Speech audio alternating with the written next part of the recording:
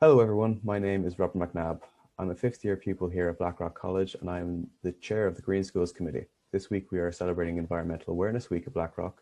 Across the week we have been promoting a number of different themes and initiatives to highlight the many challenges that face the environment. I'm delighted to be joined today by Eoin Cassidy, a leading energy lawyer with significant experience and expertise in the area of energy law and environmental law. Eoin is a past pupil of Blackrock College and is currently a partner with Mason Hayes Curran law firm in Dublin. Eoin, it's great to have you join us and thank you for your time. Thank you, Robert. Delighted to be here with you. Important week in the school's calendar, I'm sure. For our viewers, can you briefly describe what the role of an energy and infrastructure lawyer is? So in terms of what I do, I advise clients on various aspects related to energy and infrastructure and the environment. So advising clients on transactions, that's buying or selling companies and businesses and infrastructure projects, advise them on contracts related to those projects, regulation and policy which applies to how those projects are built or how they are operated. My advice also sort of extends to planning and environmental compliance and sometimes litigation. So it's quite a broad area. I sort of see myself as more a sectoral lawyer, advising clients in that sector. And then I would work closely with some of my specialist colleagues within the office who, are pure planning and environmental lawyers or pure litigators or pure regulatory lawyers. So it kind of would be do a lot of the client interface just around energy and infrastructure space. So definitely a very expansive career anyway. You studied law after leaving Blackrock. At what point did you want to gravitate towards the areas of energy and the environment in your legal studies and work? I have to admit, I kind of stumbled into it. I did business and law in UCD. And when I got to the end of that, I actually thought I wanted to do marketing or accounting. And I went traveling for a year and I went down to Australia and I got a job working as a paralegal for a very large law firm in Australia called Clayton Utz. And I was working on a construction dispute. So a dispute that was related to the construction upgrade to Sydney Airport for the 2000 Olympics. And actually when I started getting into that area of construction law, I found it really interesting. And I realized actually, the legal aspects of what you do in a solicitor's practice are actually very different to the academic study of law in college. And there's some bits are the same, but just applying the law to the commercial issues that are being faced by your clients was something that I was kind of realized that I enjoyed a lot. So when I came back from Australia, I got a training contract with Mason Hayes Curran, and they had established a new construction practice. So when I was, I qualified into that group, and one of the streams of work that we were doing at the time was really early stages of the kind of commercialization of wind farms on a sort of what I'd call an industrial scale. When I was we were working with some clients just on those projects, on the construction aspects of those projects. I realized that I really enjoyed working in that sector, and I was enjoying reading into all of the different aspects of how you get from what is a field to ultimately what is a industrial size turbine, which is generating huge amounts of electricity from the wind and exporting that to the grid. So I sort of started enjoying that. The environmental piece then, and environmental and planning piece, that flowed from that. You kind of, as a lawyer, you live and die by the needs of your clients. So you try and develop expertise in areas that are relevant to your clients at that stage in their business profile. So environmental and planning compliance was becoming more and more important to my clients. So that was sort of an area I focused on and helped grow the practice in Mason Hayes Curran. Interesting. How have the cases you've been involved with as an energy lawyer changed over time? Over the past few years, have you noticed a tangible shift in interest in renewable energy projects and an increased demand from clients? Yeah, absolutely. So that would have, say working on onshore wind farm projects would have been a small part of what I would have done as a newly qualified solicitor. and I would have still been involved in sort of general construction disputes and claims for building projects and development contracts and that kind of thing. But as the energy sector and the renewable energy sector, the energy sector is sort of deregulated, so that you got a lot more new entrants into the market. It was no longer just dominated by ESB in Ireland, and a lot of private enterprise and investment came into the sector. And there were sort of initiatives that were introduced by the state to help support the introduction of, help support the investment in, say, onshore wind. That has that really changed like a remarkable shift in terms of what was being built in the Irish market and how we were generating electricity in Ireland. And as we got into that space with clients, and their needs became more and more sophisticated as that market grew, both in terms of financing, in terms of investment structures, but also actually their engagement with the local population. So what we saw was it becoming harder to obtain planning consents for large infrastructure projects. There was this, some levels of NIMBYism around projects, and more sophisticated objectors in how they went about trying to stop these developments being built. And our clients needed advice on those aspects. So there was a sort of a changing dynamic there over the years. So again, just following, trying to be a step ahead of the demand that we expect from our clients in terms of legal services. EirGrid reports that by 2027, the data centres of multinational corporations in Ireland will account for 31% of the nation's total electricity demand. What developments in infrastructure and legislation will need to be made in order to meet this demand without compromising the environment? Yeah, it's a really good question, because there's been this huge growth in data centres. So we act for a number of data centre developers and operators in Ireland, and banks financing those projects as well. And they consume a huge amount of energy and electricity.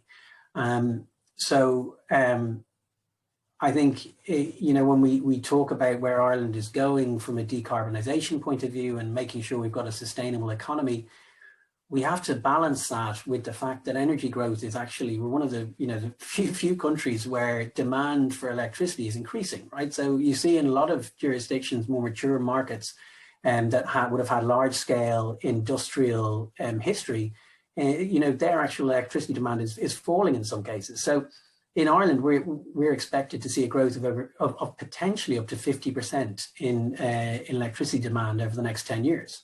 This is on some of the EirGrid forecasts, and half of that is likely to come from people buying electric vehicles, right? So charging, no longer using petrol or diesel, people putting in heat pumps in their house, so no longer relying on gas or oil for the purpose of heating their homes. But over half is going to come from large users, and a significant amount of that is going to come from new data centres in the Irish market. So what's that going to trigger is, in order for Ireland to meet our binding commitments in relation to decarbonisation of the economy, it means we're going to have to put more electricity generation onto our system. And that's going to mean more electricity cables and wires or transmission lines around the country. And in order to do that, it means a lot of policy changes and legislation changes have to be brought into play to facilitate, the upgrade of Ireland's electricity network, but also to facilitate, say, the development of offshore wind in Ireland, and actually encourage investors in stepping up to place very large, amounts of money on the line to make those, those projects actually happen. So there's definitely some very relevant considerations we need to be making moving forward with all these big projects. I think it is. I think just in terms of even just the policy decisions around, does Ireland want to be, the data center hub for Europe. Like there's a lot of there's a lot of reasons why Ireland's an attractive location for those kind of investments, but there's countervailing concerns, in terms of, do they create much employment, or is it now putting too significant demand on our energy and electricity system? But for example, Ireland is uniquely placed to potentially power these types of data centers using clean electricity, because we've got such great wind resources in the country. So there's a lot of different things that we need to be thinking about as a country, about where we want to be for with these projects. Speaking about Ireland's position in the international market, you've acted for clients based outside of Ireland who are looking to invest in or fund projects here. Can you tell us something about what type of clients these are and why they are interested in Ireland? Yeah, so like a lot of our clients are based outside of Ireland. So there'd be banks, German banks that are operating out of London branches and funding projects in the Irish market. Canadian pension funds looking at investing and acquiring assets in the Irish market, developers based in the UK, based in Spain, who are interested in developing projects in Ireland. So we're large scale utilities that are looking to grow their infrastructure or grow their offshore and solar platforms in Ireland. So what do they look for in Ireland? Why are they looking at Ireland in the first place? Number one, Ireland has kind of demonstrated an ability to step up to the mark in terms of trying to encourage the growth, particularly around, say, on the onshore wind side of things. We have very good natural resources for those type of projects.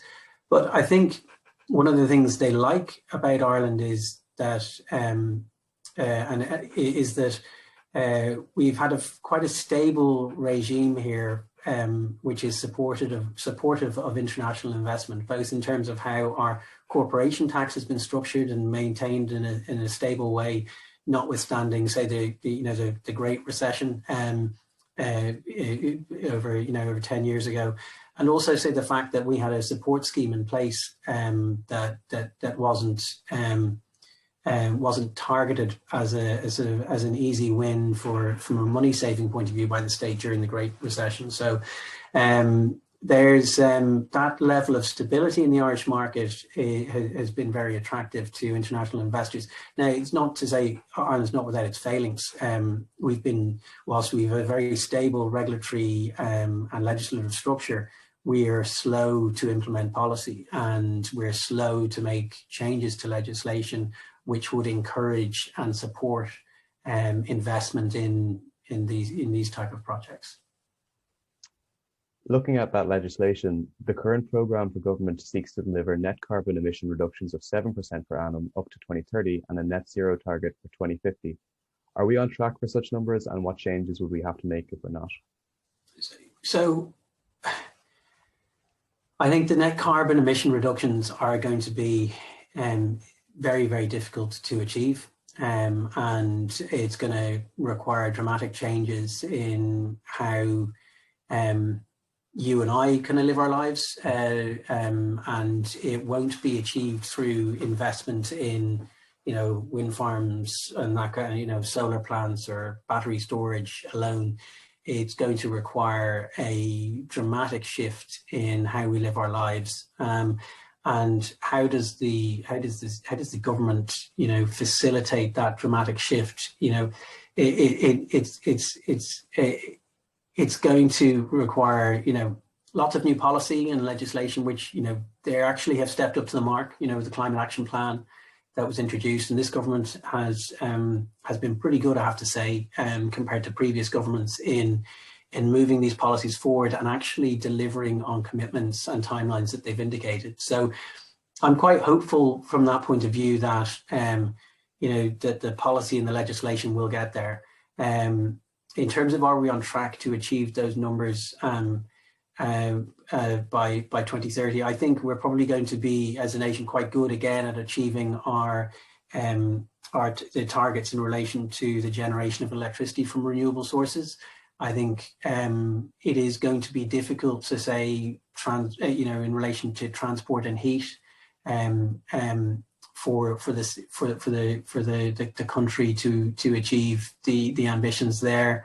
There's major retrofitting initiatives that are required to housing to reduce the carbon impact of heating our houses, and also from a transport point of view, there's whilst the pickup in electric vehicles is starting and is going well, it needs to increase dramatically, and that is going to have consequential impacts, as I said, just in terms of, say, even the grid infrastructure that's in place in Ireland at the moment to deliver on that. And we are still going to require, a lot of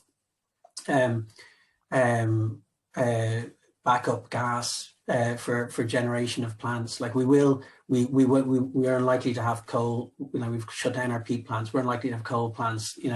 But we are still going to need backup generation for gas. So wind, battery storage, and solar are not going to be sufficient to fully support the grid in a net zero way. So that's the dream by 2050, and perhaps this new technology will come into play between now and then. But I think, I'd be generally positive, but I think to get there, it's going to need huge commitment from government, from business, from consumers and individuals to achieve it. Can you tell us a little bit about Green Month at Mason Hayes Curran and how it started?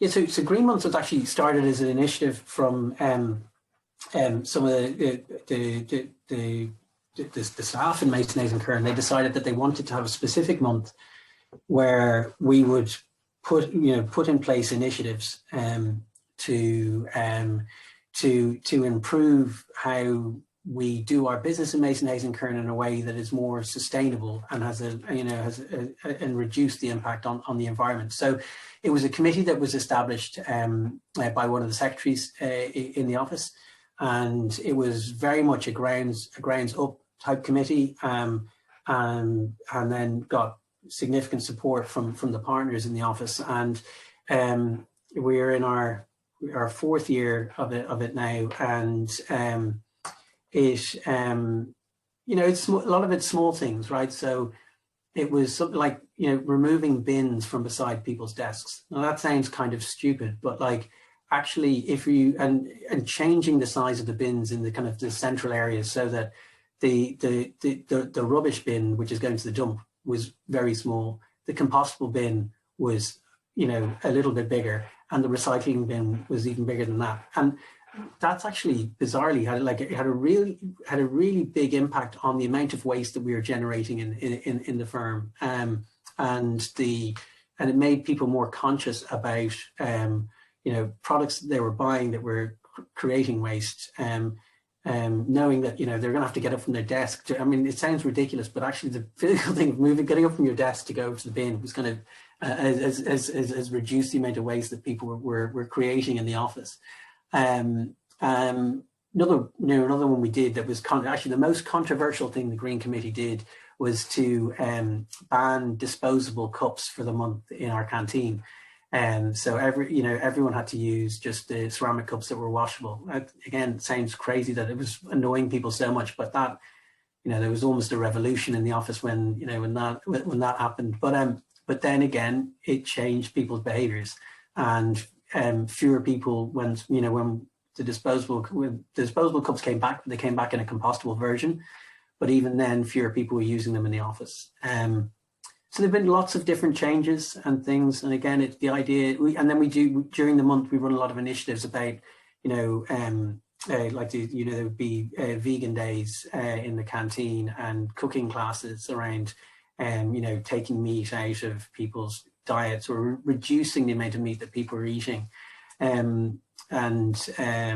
We had someone who came in to talk to us about beekeeping, lots of different things, but all with a very sort of positive message.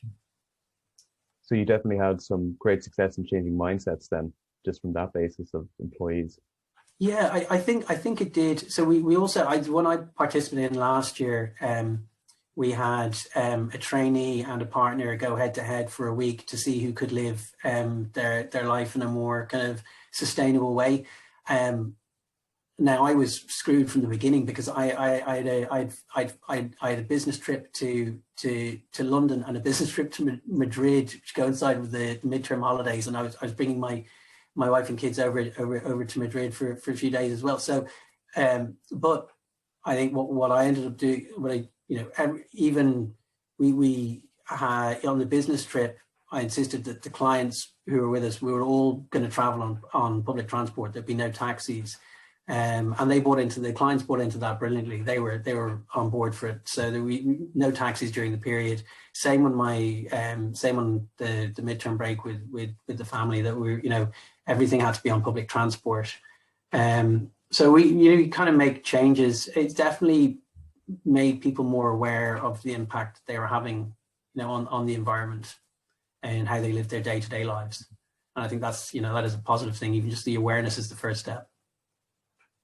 Brilliant.